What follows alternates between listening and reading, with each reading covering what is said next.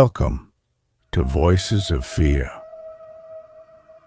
There are places that were never meant to hold human life, places too quiet, too far from the safety of towns and roads. The deeper you walk into the woods, the less the world belongs to you. Across cultures, forests are seen as gateways where the living and the dead brush shoulders. In Japan, the Aokigahara forest is whispered as cursed. In Europe, dark fairy tales warn children never to wander into the trees at night.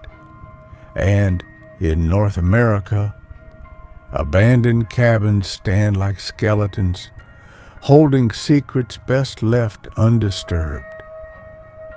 Tonight, we step inside 3 real stories of desolate cabins in the woods, where those who entered were never the same again. But before we begin, a warning. Viewer discretion is advised. These accounts are unsettling and not for the faint of heart. Tell us in the comments where in the world you're watching from. And if you haven't already, subscribe to Voices of Fear. Every week, we bring you true stories that remind us the world is darker than we think. Now, lock your doors, dim the lights, and join me in the silence of the woods. For as long as humans have existed, the forest has been both a sanctuary and a graveyard. The woods are older than our civilizations. They stretch beyond sight, and in every culture, they've carried the same warning. Once you step beneath the trees, you're no longer on safe ground. Cabins, built deep in this wilderness, carry their own mythology. In Scandinavian folklore, wanderers spoke of Skogsra, the forest spirit, a woman who lured men to lonely huts where they disappeared forever. In the Carpathian Mountains of Eastern Europe, cabins were said to belong to witches who carved charms into their walls to trap wandering souls. Even in the Appalachian Mountains of America, abandoned cabins were whispered to be witch houses, remnants of rituals that stained the wood, turning every creek into a reminder of blood spilled inside. Isolation feeds fear. Without neighbors, without witnesses, you become vulnerable. The human mind, stripped of noise and comfort, sharpens its focus on the smallest details. The drip of water, the groan of timber, the scratch of something against the door. And yet, the terror of the woods is not just imagination. History leaves its mark. In colonial America, frontier cabins were often built hastily on stolen land, over burial grounds, or places locals considered sacred. In war-torn Europe, they became hideouts where violence soaked into the floors. Some cabins were prisons, others execution sites. Folklore tells us that wood absorbs memory. Unlike stone, it creaks, bends, breathes, and holds echoes. The walls themselves may remember the pain of those who came before. That's why in Japan, ghost stories speak of onryo, vengeful spirits clinging to wooden houses, unable to leave. Cabins are liminal spaces. They are not true homes. They are shelters meant only for a night, for a season, and that makes them dangerous because the line between visitor and prisoner is thin. So ask yourself, what happens when the place you thought would keep you safe begins to breathe on its own? When every nail and plank seems to hum with memory, what happens? When you realize the cabin doesn't want you to leave? What happens when the cabin wants you to stay forever? Story 1. The Hunter's Cabin, Maine, USA. In the brutal winter of 1994, two lifelong friends, Mark and Daniel, set out for a hunting trip in rural Maine. The town they passed through was small, the kind where outsiders stand out. Locals warned them against going deeper into the forest. "Storm's coming," an old man muttered at the diner. Another added, "The woods past Miller's Ridge aren't safe. Some things don't want company." But Mark and Daniel were stubborn, experienced hunters. They laughed off the warnings and pressed on. By dusk, the storm was already swallowing the forest. The pines bent under the weight of heavy snow. Their compass needles wavered strangely, pulling east when the map showed no such direction. And then they saw it, half hidden in a grove of birches. A cabin. It looked abandoned for decades, logs sagging with moss, the chimney crumbled into rubble, the windows cracked like blind eyes staring outward. And yet, when they pushed the door open, the air inside was warmer than the storm outside, almost inviting. The interior was unsettlingly neat. A single rocking chair by the hearth, a blackened kettle hanging over cold ash, a hunter's rifle propped in the corner, its wood polished as though touched only yesterday, no footprints in the dust, no signs of decay. It was as if someone had just stepped out and never returned. That night, as the blizzard battered the cabin, the men tried to sleep on the floor.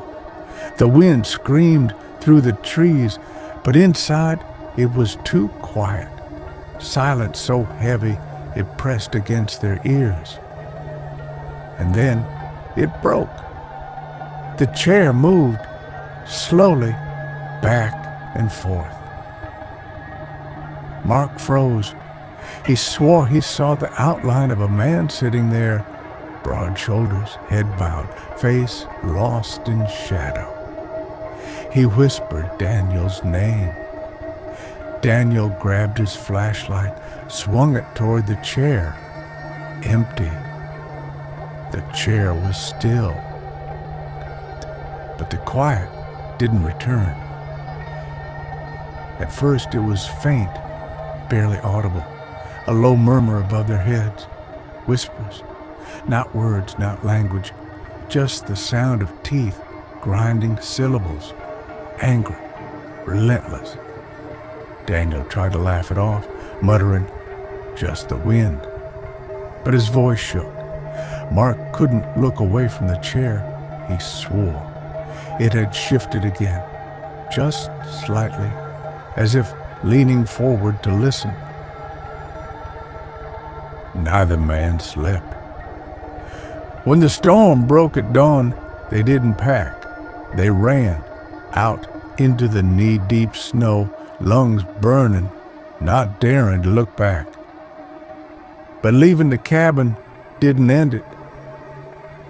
Weeks later, Daniel fell ill. At first it was fatigue, then fever. Doctors said it was a sudden infection, something viral. But Daniel's nightmares were worse than the sickness.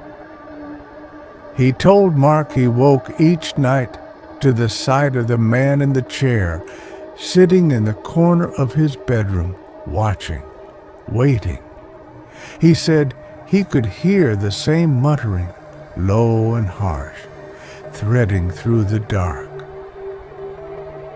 Within a year, Daniel was dead. Doctors called it septic shock. Mark called it something else. He believed the cabin had claimed his friend, that the storm hadn't led them there by accident, that they'd been drawn, chosen. Mark never returned to the woods. He told anyone who asked the same thing. The cabin doesn't give shelter. It gives warnings. And if you ignore them, it doesn't let you go. Story 2. The Silent Cabin, Finland. In the far north of Finland, winter silence carries a weight most of us cannot imagine. The forests stretch endlessly, heavy with snow, muffling every sound. The lakes lie frozen, vast mirrors that swallow echoes instead of returning them. For city dwellers, it is paradise, a chance to disconnect, to breathe, to be alone. In 2006, a young woman named Elina, 27 years old, decided she needed that kind of peace. Her life in Helsinki was suffocating. Endless noise, work deadlines, and a relationship that had recently crumbled. When she found a rental listing for a small lakeside cabin in Lapland, advertised as the perfect silent retreat, she thought it was exactly what she needed. But silence, true silence, is not always peaceful. Sometimes it is predatory. The cabin was simple. Wooden walls, a small stove, one bedroom, and a narrow dock leading out over the frozen lake. From the outside, it looked like something out of a postcard. No other homes in sight, only pines and endless snow. From her very first night, Elina realized something was wrong. She noticed the absence of the usual forest life. No calls of birds, no scratching of squirrels. Even the wind through the trees seemed muted, as though the branches themselves refused to sway. She described it later as if the world was holding its breath. Elina had expected quiet, but not this. Inside the cabin, the stillness pressed in. She couldn't shake the sensation that someone or something was watching her. The air felt heavy, as though the silence itself had mass, pushing against her ears. At midnight, she heard it. The unmistakable sound of footsteps, slow, deliberate creaks of floorboards overhead. But there was no second floor, no attic, nothing above her but the roof. Elina told herself it was her imagination adjusting to the stillness. But on the second night, it returned. She lit a candle to chase away the darkness, but the flame barely moved, no draft, no air. And again the footsteps, not hurried, not frantic, just a steady pacing back and forth directly above her bed. At one point, she whispered into the silence, "Who's there?" The footsteps stopped, instantly, and the silence returned, thicker than before. On the third night, Alina decided she needed proof. She placed a small recorder on the table beside her bed. For hours, the tape captured nothing but silence, not even the sound of her shifting in her sleep. But at 2:11 a.m., a voice broke the stillness. Raspy, male, speaking in Finnish. It said, "Et ole yksin." Translation: "You are not alone."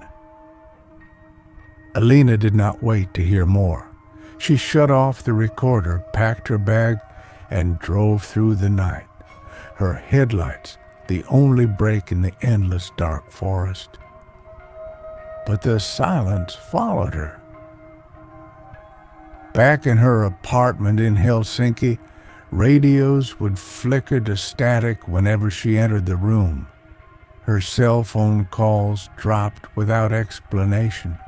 At night, she woke to a stillness so profound it was suffocating. One evening, she turned on her kitchen faucet.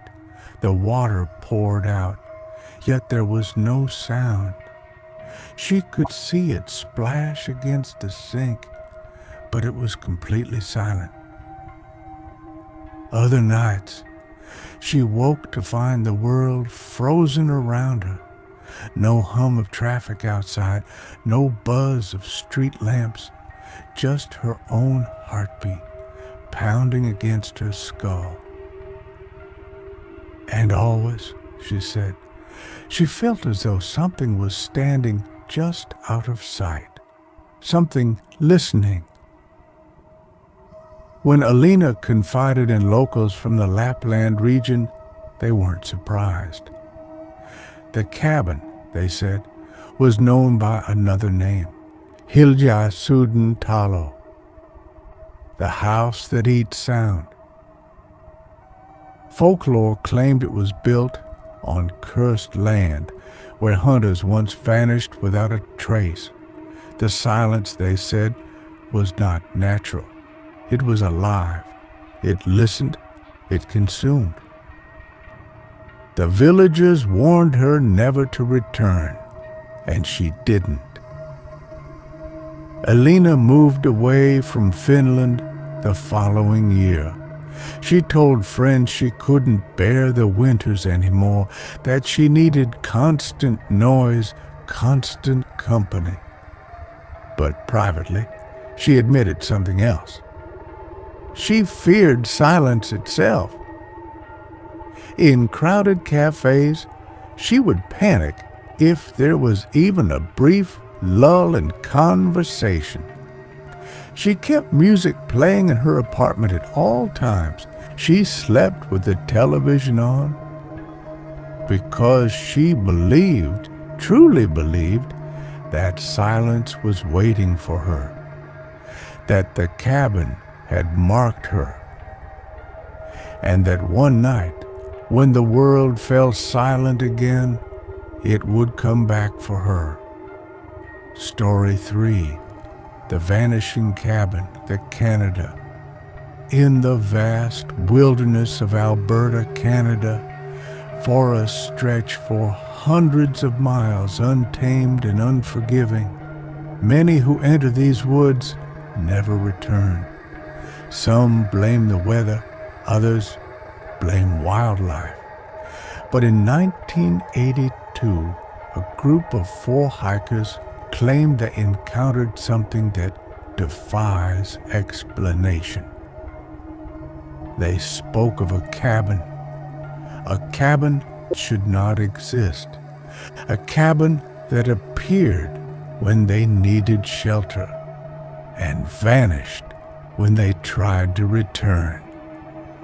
The hikers, 2 men and 2 women in their 20s, set out on a winter trek through the Canadian backcountry. They were experienced, equipped, and cautious. But as the sun dipped behind the pines and temperatures plummeted, they realized they'd miscalculated their route. Just when panic began to creep in, they saw it, a cabin. It stood alone in a clearing, timber walls dark with age, smoke stains above a long dead chimney. No path led to it, no markings on their maps. It was simply there. Grateful, they rushed inside. The cabin was furnished, almost welcoming. Blankets folded neatly on a cot. Shelves lined with jars of preserved food, berries, vegetables, meats, still sealed, and on the walls, dozens of photographs. Smiling families, children playing in the snow, couples standing proudly in front of that very same cabin. But in every single photograph, one detail had been violently altered. The eyes had been scratched out. The hikers tried to laugh it off. Maybe vandals had found the place. Maybe the cabin had belonged to someone eccentric. The food seemed fresh, the blankets clean. Exhausted, they decided to stay the night. But as darkness swallowed the clearing, the forest stirred. At first, it was faint, a crunching in the snow outside, then deliberate footsteps circling the cabin. One of the hikers whispered, "Do you hear that?" The sound moved around them, slow, methodical, like a predator stalking prey. Then came the knocking, first against the walls, then the windows. Sharp, intentional raps, as if someone or something was testing the boundaries of the wooden shelter. They grabbed their flashlights and flung open the door. But outside, the snow was untouched. No tracks, no sign that anything had passed through at all. No one slept that night. The knocks came and went. The footsteps circled endlessly, just out of sight. By dawn, their nerves were shredded. They gathered their things and fled into the trees, desperate to put distance between themselves and the cabin. But here's where the story takes its strangest turn. 2 weeks later, the group returned, this time with a forest ranger. They wanted proof. They wanted to show someone that the cabin was real. Retracing their route, they found the same river, the same ridge, the same clearing. But the cabin was gone. No ruins, no foundation, no disturbed earth where it might have once stood. Only snow, only trees. The ranger dismissed it as exhaustion, as the imagination of hikers trapped in winter fear. He told them they'd probably stumbled into a hunter's shack elsewhere and lost track of their route. But the hikers insisted. They had slept inside that cabin. They had touched its walls. They had eaten from its shelves. And they had seen those photographs. Over the years, the Vanishing Cabin has become a piece of Canadian backwoods folklore. Some say the forest itself creates illusions, structures that lure the lost, feeding off their fear. Others claim it was a spirit home, a dwelling of the dead, where travelers briefly step into a world they were never meant to see. Skeptics argue it was group hysteria born from exhaustion and cold. But that doesn't explain the photographs. How could four people hallucinate the same images, the same scratched out eyes, down to the smallest detail?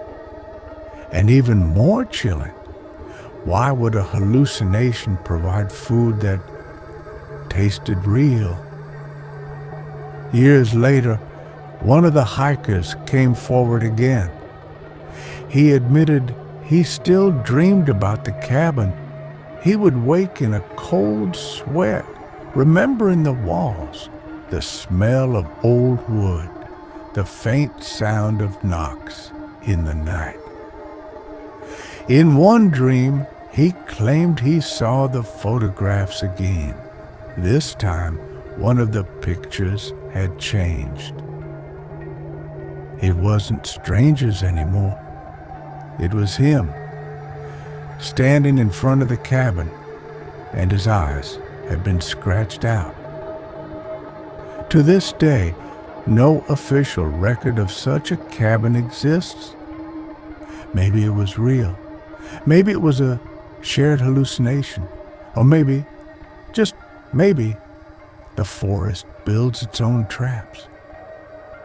And once you've seen them, once you've stepped inside, a piece of you never truly leaves. What do these stories have in common? Isolation, silence, entrapment. In folklore, cabins are not just shelters, they are liminal spaces, thresholds between the safety of civilization and the untamed chaos of the wilderness. Unlike homes built in towns or villages, cabins stand alone, temporary, vulnerable. They belong to no one, and yet to something. In the tale of the hunter's cabin in Maine, the rocking chair becomes a vessel of memory, an echo of rage or sorrow, replaying itself in endless loops. Folklorists would call this a residual haunting, where trauma etches itself into objects. The whispers, the presence in the rafters, those mirror accounts of poltergeists that linger in places touched by blood. The silent cabin of Finland draws from an older fear. In Finnish and Sami traditions, silence was not peace. Silence meant absence of life. It was believed that when the forest fell still, it was because spirits were near, watching, listening, smothering sound. Alina's experience was not just eerie, it was cultural resonance made real. When the sound died, so too did her sense of safety. And then there is the Vanishing Cabin of Canada, a textbook case of what anthropologists call phantom architecture. Around the world, there are stories of buildings that appear to the lost. A church, a house, even a roadside inn. They always seem to offer safety, but when daylight comes, they're gone, leaving only confusion or tragedy. It's as though the land itself conjures illusions, leading the weary deeper into its grasp. Skeptics insist there are logical answers: exhaustion, hypothermia, paranoia. Human minds under stress are fragile, capable of hallucination. But that explanation does not account for the consistency of these reports, the repeating patterns across continents and cultures. And here lies the most chilling truth. Each account carries a lingering curse. Once you've entered such a place, you're never truly free of it. The dreams return. The silence follows you home. The eyes in the photographs shift until they reflect your own. Maybe the cabin does not vanish at all. Maybe it waits, hidden in the trees, patient, silent, for the next traveler desperate enough to open its door and step inside. So, what do you think really happened in these desolate cabins? Were they haunted by restless spirits, or are these simply the hallucinations of weary travelers' minds unraveling in the silence of the forest? Some say the hunter's rocking chair still moves when storms roll over Maine. Others whisper that Elena's cabin in Finland is still listed for rent, waiting for another guest to test the silence. And in the forests of Canada, hikers still report seeing a cabin that doesn't appear on any map. Could it be that the forest itself builds traps, wooden, silent, and hungry? We may never know for sure, but one thing is certain. Isolation changes people, and sometimes it doesn't let them go. Tell us your thoughts in the comments below. Have you ever stayed in a cabin or remote lodge where the air felt wrong, where silence pressed down like a weight? Share your story and let us know the city and country you're watching from. We read every comment, and your voices help keep this channel alive. If you've made it this far, thank you for staying with us deep into the woods tonight. If you haven't already, subscribe to Voices of Fear, where every week we bring to life terrifying true stories from the world's most haunted places. Until next time, stay safe, travel carefully, and remember, when you see a cabin in the distance glowing warm against the dark trees, ask yourself one question before you step inside. Is it shelter, or is it a trap?